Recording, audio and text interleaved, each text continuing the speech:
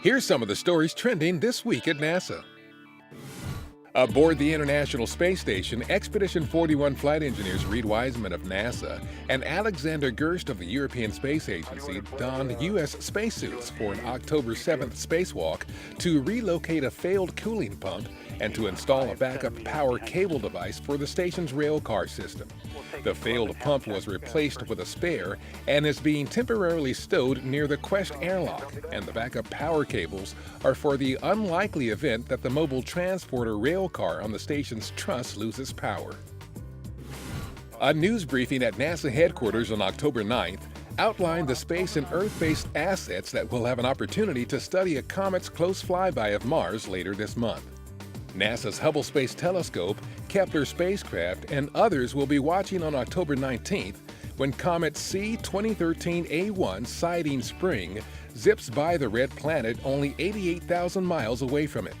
That's less than half the distance between us and our moon and less than 1/10 the distance of any known comet flyby of Earth. Observations of the comet could yield fresh clues about our solar system's earliest days.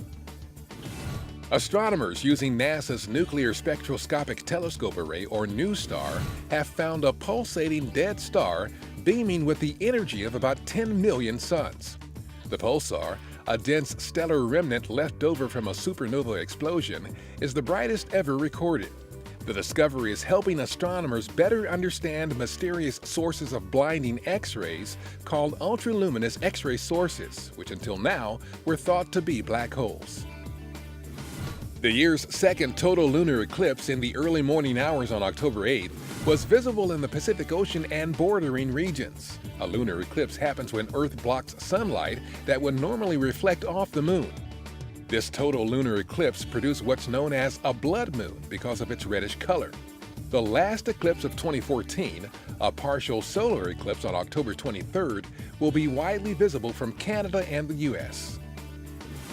NASA's Lunar Atmosphere and Dust Environment Explorer, or LADEE mission, won Popular Mechanics' 2014 Breakthrough Award. The award, which recognizes innovation in science and technology, was given for the spacecraft's modular general-purpose design, which could drastically reduce the cost of spacecraft development, much like assembly line production did for automobiles. NASA's Ames Research Center designed and built LADEE, which orbited the moon for 100 days to study the dust environment of the lunar atmosphere.